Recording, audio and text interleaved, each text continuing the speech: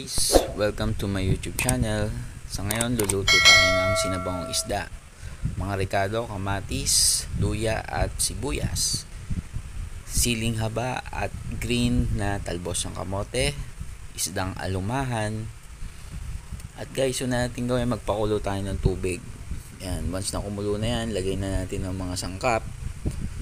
And then, pag nailagay na natin yung sangkap na yan, takpan muna natin yan guys. Yan. Takpan natin at hintayin natin siyang kumulo ulit. Once na kumulo na yan guys, ilagay na natin ang isdang alumahan. Okay? Yan.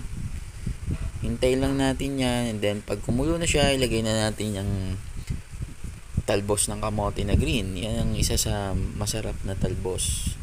Usually kasi ginagamit yun ng kulay pula. Ngayon, yung green naman ang gagamitin natin guys.